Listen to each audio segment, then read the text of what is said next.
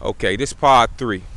And like I was saying at the end of part 2, once this white male and his reign of rulership is up and it all collapses and implodes in on itself, the so-called African American woman, get ready for your world to implode in, because you won't be able to get away with none of the stuff that you're getting away with right now with your so-called independent attitude that you have against your black males. You won't be able to get away with that in that day. You understand? You won't be able to get away with it. And then, not only that, you're going to really come to grips with reality, because in that day, the so-called African American male will be in the rulership position of authority over you and all others. I know you don't think it's possible because of your self-hatred and because of your hatred for the so-called African American male. So you don't think that that's possible, because you love and you protect wholeheartedly the culture and the Eurocentric everyday philosophies of the white male. You uphold that and you guard it as if you were the white male's pit bull, or the white male's Rottweiler, or the white male's Doberman Pinscher. That's right, I said you guard his way of life as if you were his watchdog. And I see it every day. You can't even deny it. I see it every day. On whatever level that he allows you to get on, you guard his way of life. And you guard it so good to the degree that you have sold out your black males. And we ain't even speaking on how many of your black males' life has been taken because of the actions you have displayed through selling him out. We ain't even speaking on that. You understand? I'm going to get to that though, but we ain't speaking on it right now.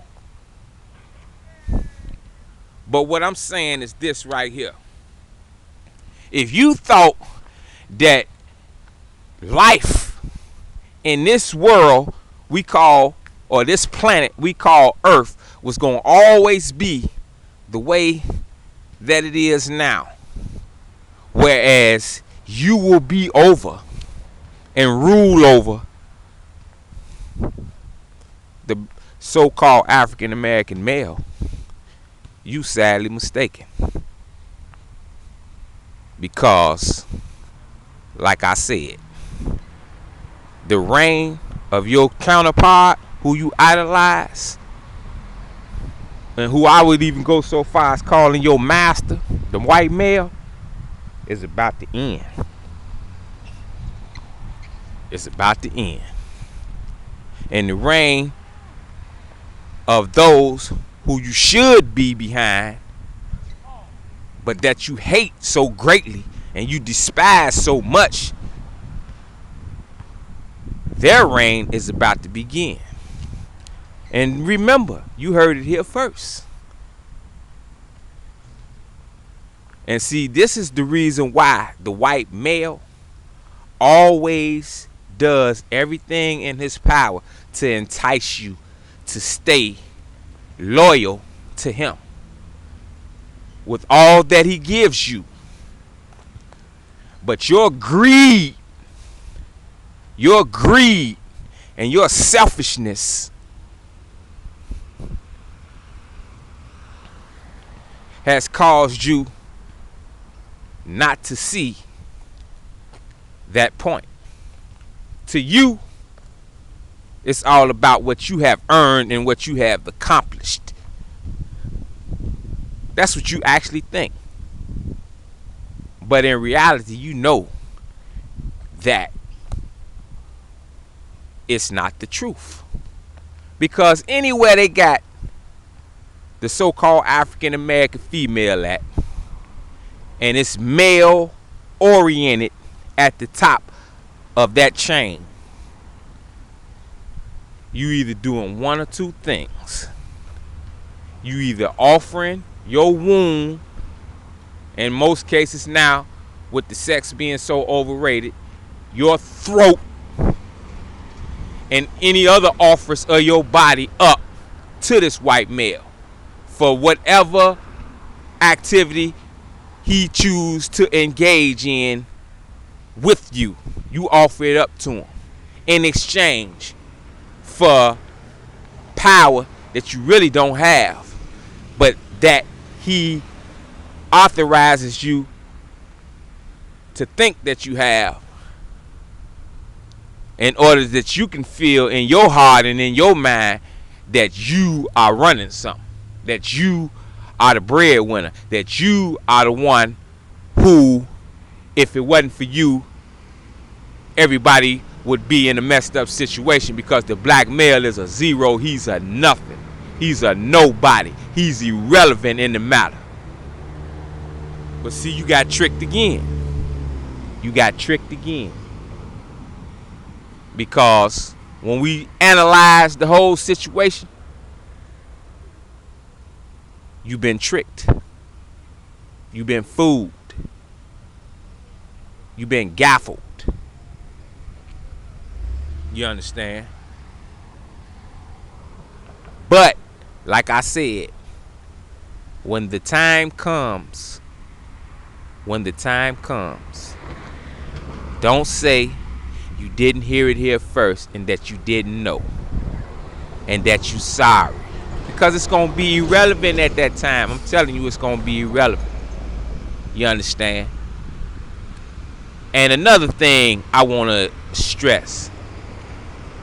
For all you so-called African American females who got this attitude thing, to whereas when one of your own brothers or somebody comes into the store, meaning one of the so-called African American males comes into a store where you may work, or a place of business where you may work, or just standing on the street and you walking up the street or crossing the street, whatever, and they say something to you and you automatically get an attitude.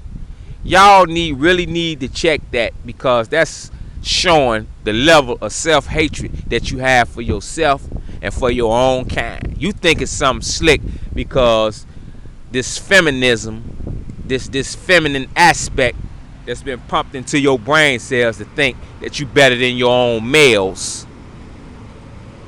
Think that if you don't dictate the pace as to if they say something to you or whatever the situation is, then it's not legit. Then you catch an attitude. You got to correct that, because at the end of the day, once the time comes, all that's gonna change. All that's gonna change, because we ain't gonna tolerate that no more. We're not gonna tolerate it another day. So it's gonna change. It's gonna change. So I'm just gonna leave it right there, because really, the way I really feel like going on y'all, I really held it all in. And if you think I'm playing, all you gotta do is put into the YouTube search engine RE semicolon chivalry is dead, black women killed it, and see my video, and you will see that what I'm saying now and what I have said in these last 3 videos was very compassionate compared to that. So check it out. Alright, I'm gone.